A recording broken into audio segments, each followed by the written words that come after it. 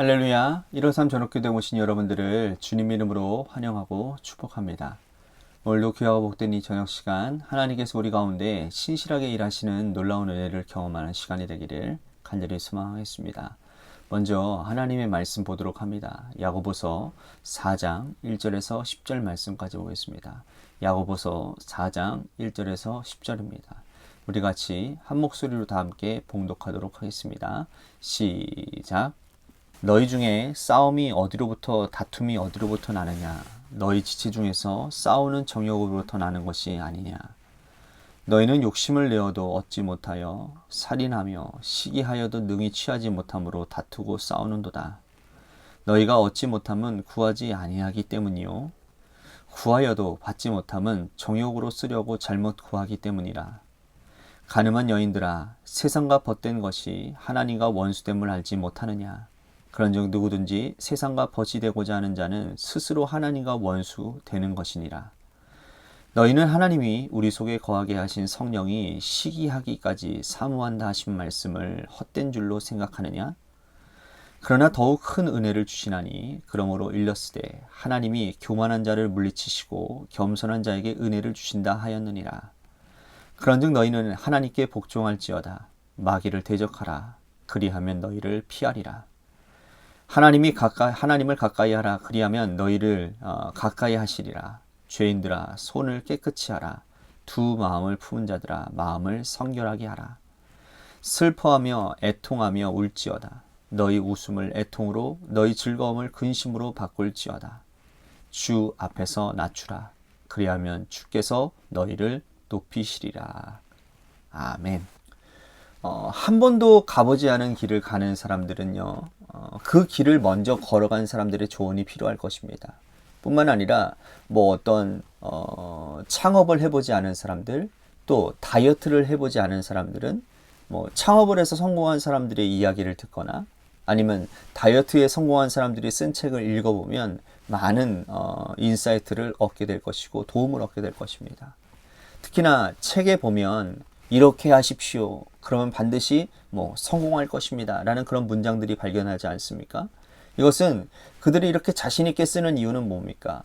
자신이 성공했기 때문인 거죠. 그리고 다른 이들에게 이런 길을 걸어오면 좋겠다라는 어떤 그런 강렬한 의지가 책에 담아져 표현되어지고 있는 것이라는 겁니다. 자, 믿음 생활도 똑같은 논리를 적용할 수 있을 것 같아요. 믿음 생활 여러분 1년 하다 끝나는 것입니까? 아니죠. 믿음 생활은 언제까지예요? 하나님 오시는 그날까지, 하나님 나라 가는 그날까지 우리들이 해야 되기 때문에 이 믿음 생활을 성공적으로 이끈 사람들, 그리고 하나님께서 인정하신 분들이 먼저 가신 길을 우리들이 살펴본다는 것은 우리들에게 얼마나 큰 도움이 되겠습니까? 정말 큰 도움이 될 거라고 저는 생각을 해요. 그런 의미에서 이 야고보 사도는 우리가 본받아야 될 아주 훌륭한 믿음의 조상이라고 할 수 있습니다. 그분은 예수님의 친동생으로 주님과 함께 어린 시절을 보낸 분이고 또 예루살렘 교회의 기둥과도 같은 그런 일꾼의 한 사람이었습니다. 베드로와 요한과 함께 이 예루살렘의 교회의 부흥을 일군 믿음의 선부로서 또 흩어져 있는 디아스포라 유대인들에게 당당하고 자신감 있게 말씀을 전하고 있지 않습니까? 오늘 말씀 7절과 8절 말씀 보시면 그런즉 너희는 하나님께 복종할지어다. 마귀를 대적하라. 그리하면 너희를 피하리라. 하나님을 가까이 하라. 그리하면 너희를 가까이 하시리라. 죄인들아, 손을 깨끗이 하라. 두 마음을 품은 자들아, 마음을 성결하게 하라. 자, 7절과 8절 말씀은 명령문이에요. 그리하면 이라고 하는 구조로 되어 있죠. 마귀를 대적하라. 그리하면 너희를 피하리라. 하나님을 가까이 하라. 그리하면 너희를 가까이 하시리라. 자, 이 짧은 두 문장이 야고보 사도의 평생의 신앙생활의 결정판이라고 해도 과언이 아닌 거죠. 그가 마귀를 대적해 보니 마귀가 자신을 피하는 것을 경험했어요. 또 그가 하나님을 가까이 해보니 하나님이 자신을 가까이 해주는 것을 경험했기 때문에 이 말씀을 기록한 것이죠. 구체적으로 마귀를 대적하는 것이 어떠한 의미인지 야고보 사도가 아주 구체적으로 설명을 하고 있습니다. 1절 말씀 보십시오. 너희 중에 싸움이 어디로부터 다툼이 어디로부터 나느냐? 너희 지체 중에서 싸우는 정욕으로부터 나는 것이 아니냐? 자, 첫째, 정욕으로 인해 다툼을 대적하라는 말씀이에요. 자, 정욕은 마귀가 우리들 속에서 부추기는 것들이라는 거예요. 여러분, 10사람이 있는데 10사람 모두 마음속에 정욕을 가지고 있다면 그 정욕이 욕심을 불러일으키고 그 욕심은 한정된 재화 때문에 갈등을 빚을 수밖에 없는 거예요. 그러면 공동체는 다툼이 일어나게 되는 것이죠. 마귀는요, 끊임없이 우리들의 마음속에 있는 이 욕심을 불러일으켜서 공동체를 분열하게끔 만든다라는 거예요. 다투게 만든다라는 거예요. 그래서 이러한 일들을 철저하게 대적하라고 오늘 야고보 사도는 말씀하고 있는 겁니다. 사탄 마귀가 공동체에 갈등을 일으키는 것은 우리의 마음속에 이 정욕을 부추기는 것이기 때문이다. 그러므로 하나님의 백성들은요, 마음을 살살 섬세하게 살펴야 돼요. 그래서 어떠한 욕심이 일어나는지, 어떠한 욕심이 하나님의 말씀을 이 욕심을 하나님의 말씀으로 다스리고 가라앉힐 수 있는지를 살펴봐야 된다. 그렇지 않으면 우리는 이 마귀가 일으키는 다툼 속에 휘말려 들어갈 수밖에 없다라는 거예요. 두 번째로 어떻게 하면 마귀를 대적할 수 있느냐? 4절 말씀 보십시오. 가늠한 여인들아, 세상과 벗된 것이 하나님과 원수됨을 알지 못하느냐? 그런즉 누구든지 세상과 벗이 되고자 하는 자는 스스로 하나님과 원수가 되느니라. 자, 4절을 한마디로 요약한다면 이거예요. 영적 간음입니다. 마귀는요, 우리에게서 지속적으로 영적 간음을 부추기는 거예요. 우리가 하나님이 아닌 다른 것을 더 섬기게 하고 추종하도록 만드는 거예요. 이게 영적인 간음이거든요. 사단이 딱 한 번 눈 감으면 너도 좋고 가족도 좋고 아무도 모를 거라고 우리에게 부추긴다라는 겁니다.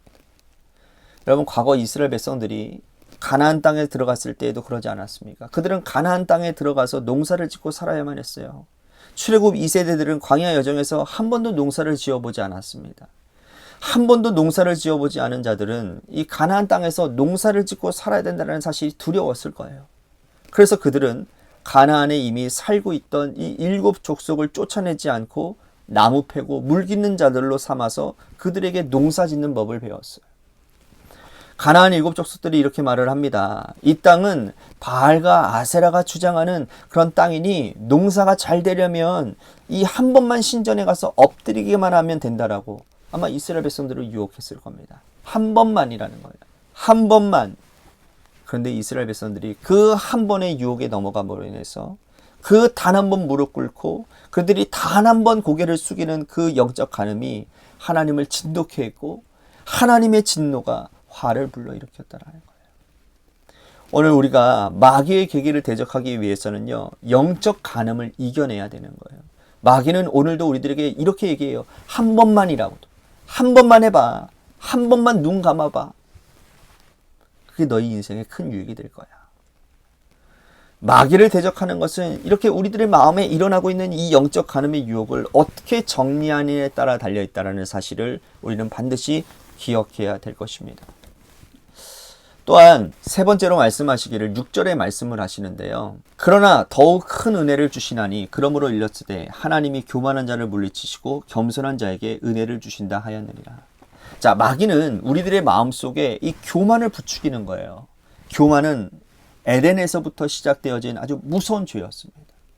뱀이 여자에게 이 열매를 먹는 순간 너는 눈이 밝아져서 하나님같이 되게 되리라 라고 말하지 않습니까? 이 말에 현혹되어져서 그들은 선악과 열매를 따먹고 말아요.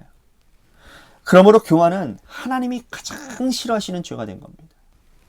교만은요, 뿌리 깊은 죄이고 인간의 원죄 가운데 항상 뿌리 깊게 도사리고 있는 죄라는 거예요.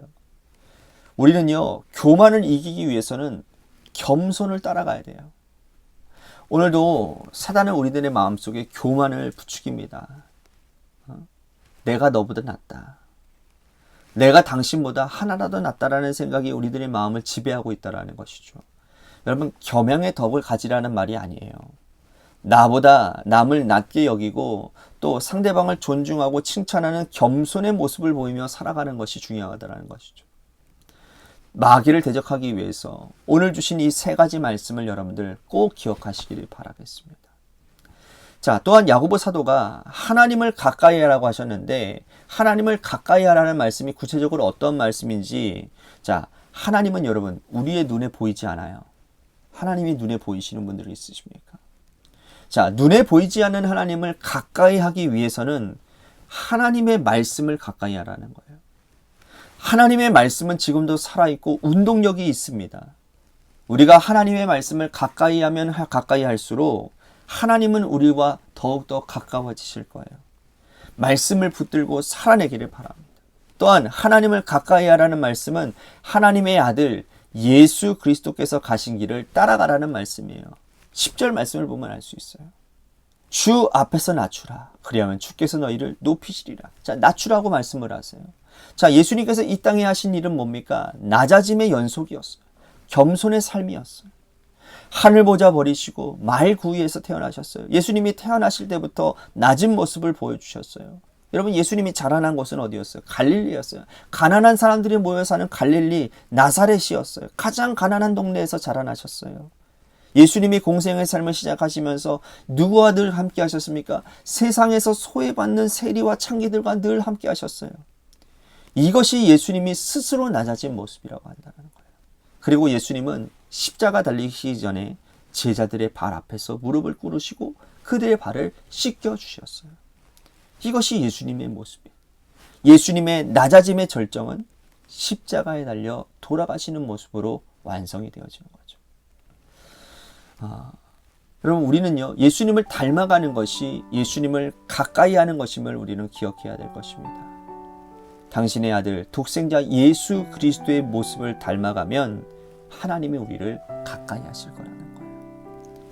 이 땅에서 예수님이 보이신 그 모습은 낮아짐이었고 겸손함이었다는 사실을 기억하시고, 오늘 하루 우리가 오늘 말씀 배웠던 이 마귀를 대적하고 하나님과 가까이 하는 하나님의 자녀들이 다 되시기를 주님의 이름으로 간절히 축복하겠습니다. 오늘 말씀을 생각하면서 우리 같이 기도했으면 좋겠습니다. 마귀를 대적하고 하나님을 가까이 하는 인생이 되겠습니다. 또한 하나님의 말씀을 가까이 하고 예수님의 삶을 우리들이 살아감으로 인해서 마귀를 대적하는 인생을 살아가겠습니다. 오늘 말씀 생각하면서 우리 같이 기도했으면 좋겠습니다. 또한 교회를 위해서 간절히 기도했으면 좋겠습니다. 하나님이 세워주신 주님의 몸된 교회가 하나님의 뜻 가운데 바로 서는 교회, 또한 하나님을 사랑하고 이웃을 사랑하는 그러한 공동체, 그러한 삶의 모범을 보이는 그런 공동체가 되게 해달라고 우리 같이 기도했으면 좋겠고요. 또한 우리 지민석 형제님을 위해서 기도합시다. 이제 수술받고 이제 회복의 이제 기간을 갖게 될 것이고, 또 앞으로 치료의 과정들이 많이 있을 것입니다. 그 모든 치료 과정 가운데 하나님의 선한 일들이 드러나게 하여 주셔서 그 영혼이 하나님을 영접하는 그런 아름다운 그런 계기가 될 수 있는 은혜로운 시간들이 되도록 인도해달라고 우리 같이 기도했으면 좋겠습니다. 또한 여러분들의 삶의 자리와 여러분들의 자녀들을 위해서 기도하시다가 이 시간 돌아가시기를 바랍니다. 노래 끝날 때까지 우리 같이 합심하여 기도하도록 하겠습니다. 기도하시겠습니다.